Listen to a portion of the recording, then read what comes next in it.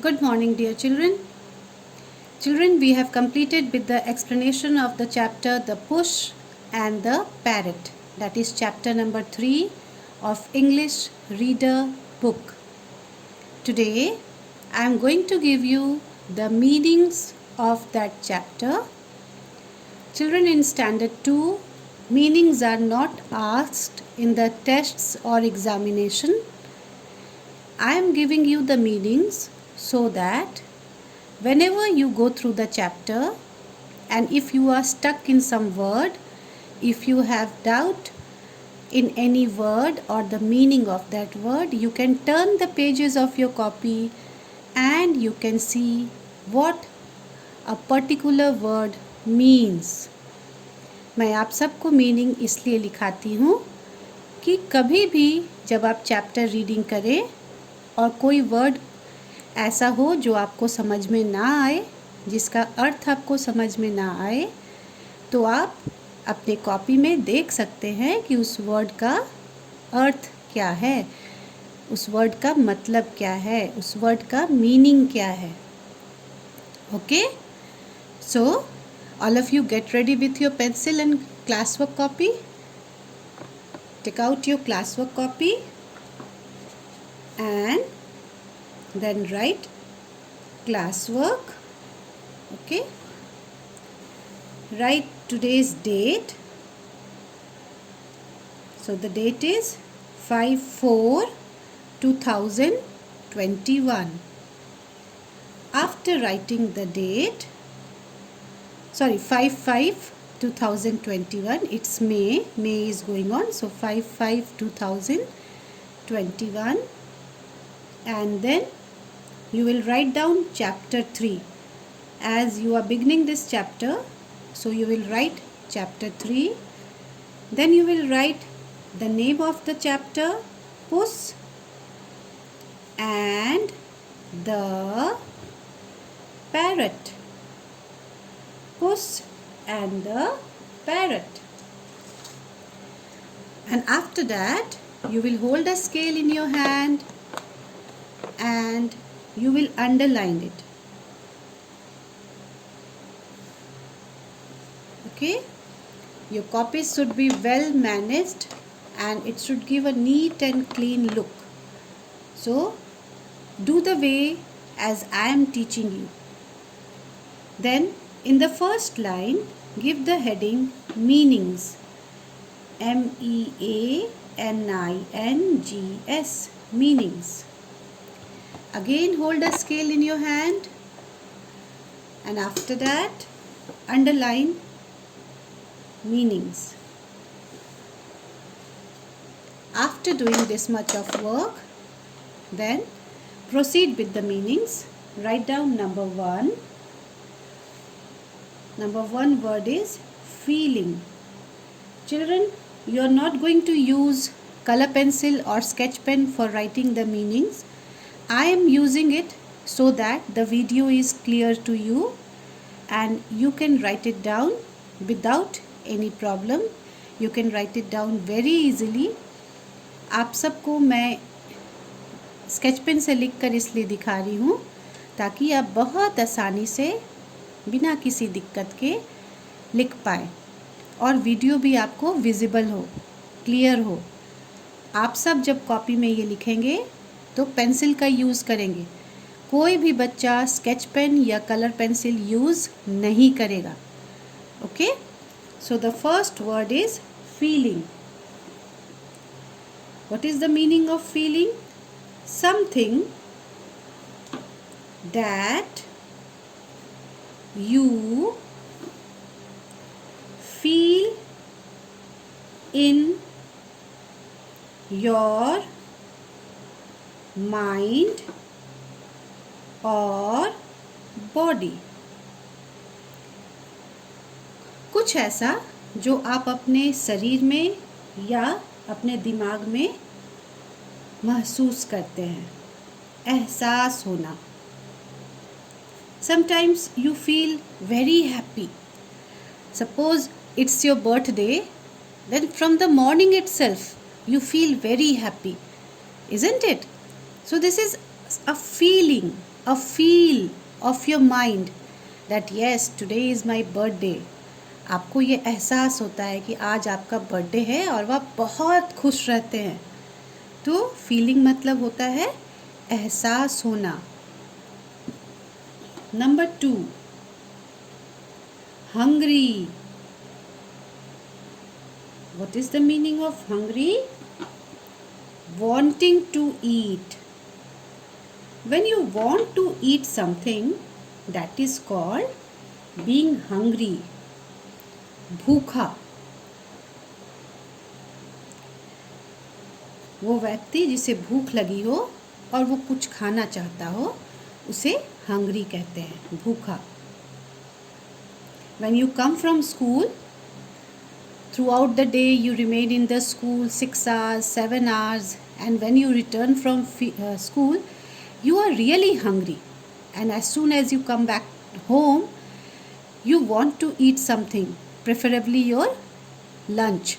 जब आप स्कूल से आते हैं आपको उसमें बहुत ज़ोरों से भूख लगी रहती है.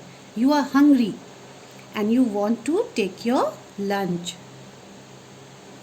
Third word is requests. What is the meaning of request? To ask for something. किसी चीज के लिए कहना. इसका मतलब हुआ निवेदन करना. किसी चीज के लिए विनती करना, प्रार्थना करना, मांगना, रिक्वेस्ट करना और बहुत ही विनम्र तरीके से उस चीज़ के लिए बोलना. To ask for something. When you go for leave, suppose there is a marriage ceremony at your house, your uncle's marriage, then what do? You go to the principal and you request for leave, isn't it? You ask him for leave. आप principal sir से निवेदन करते हैं कि sir मुझे कुछ दिनों की छुट्टी दीजिए, मेरे अंकल की शादी है. Next word is holds. What is the meaning of holds? To take something,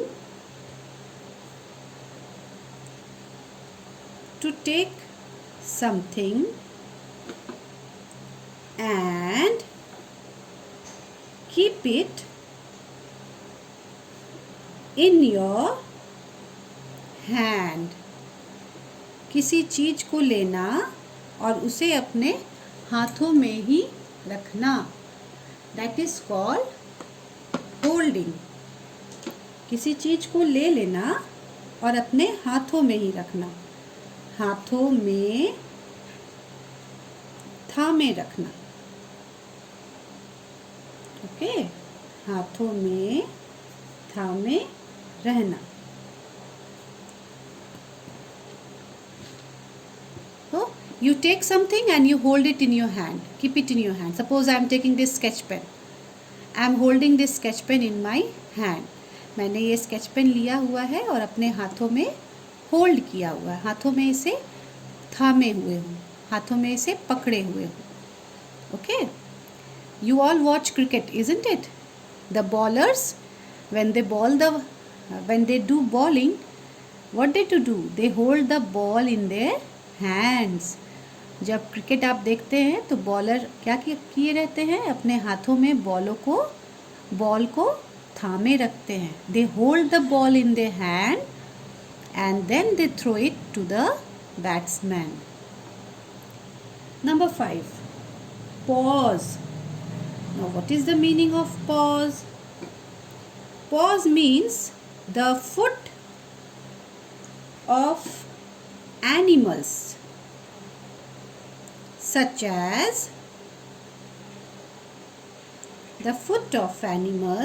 such as dogs, cats, etc. जिसे हिंदी में हम कहते हैं पंजा. जानवरों के पाँव, जैसे कि कुत्ते हो गए, बिल्लियाँ हो गई, भालू हो गए, इनके जो पाँव होते हैं उसे पॉज कहते हैं, हिंदी में इसे कहते हैं पंजा। You all might have seen that many a times when the dogs are sleeping on the road, they used to scratch their body with the paws. आप सबने देखा होगा कि कुत्ते जब सड़क पर लेटे रहते हैं, कई बार वो अपने बॉडी को अपने पॉज से खुजलाते हैं, अपने पंजे से खुजलाते हैं। So the next word is wait. What is the meaning of wait? To stay or remain in one place. किसी जगह पर रुके रहना उसे कहते हैं वेट करना। हिंदी में हम इसे कहते हैं इंतज़ार करना। जब आप स्कूल आते थे तो आप बस स्टॉप पर बस की वेट करते थे ना। सारे बच्चे तो बस से नहीं जाते हैं, कुछ बच्चे बस से आते हैं, कुछ ऑटो से आते हैं, कुछ अपने पेरेंट्स के साथ आते हैं।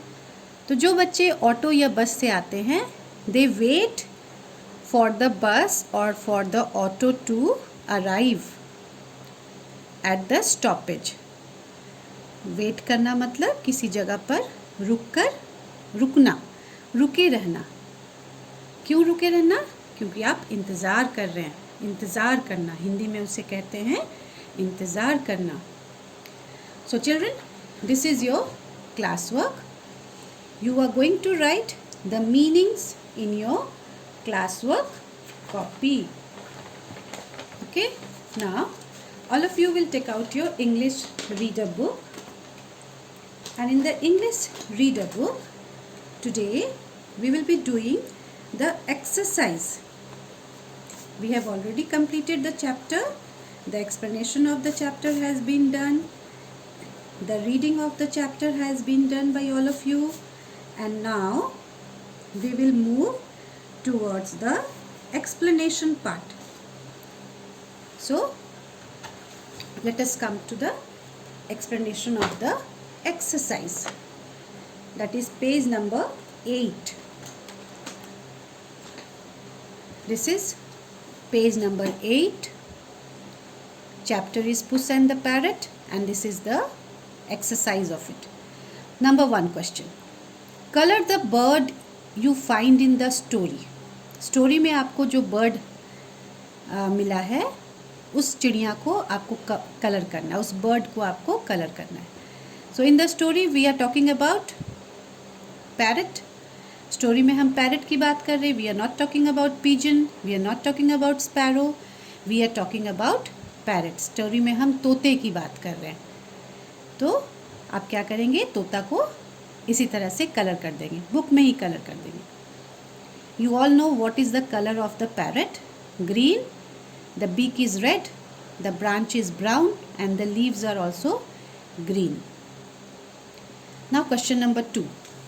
टिक the right and cross out the wrong statements. यहाँ पर कुछ सेंटेंसेस दिए हुए, कुछ स्टेटमेंट्स दिए हुए हैं. जो सही है वहाँ टिक लगाइए, जो गलत है वहाँ क्रॉस करना है.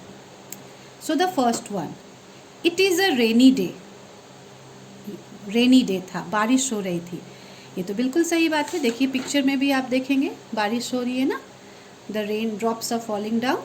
सो it is a rainy day. This is a correct statement. You will put a tick mark here inside the bracket. Number B, puss is not feeling hungry.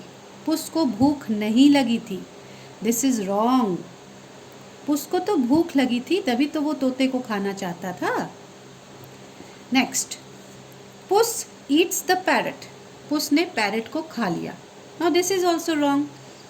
The parrot was very clever. The parrot flew away and the puss was not able to eat it. Number D, the parrot jumps on the puss. तोता पुस के ऊपर jump कर गया. क्या ये सही है?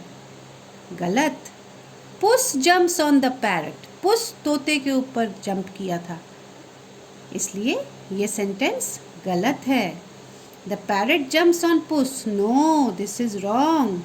The puss jumps on the parrot. Now we have completed number 2 also. Now come to number 3. Arrange the following sentences in the correct order in your notebook. यहाँ पर इन sentences को ऊपर नीचे कर दिया गया है. स्टोरी में जो सीक्वेंस है इन sentences का उस हिसाब से नहीं है. आगे पीछे sentences को कर दिया गया है. आप स्टोरी के हिसाब से इनके सीक्वेंस को अरेंज कीजिए.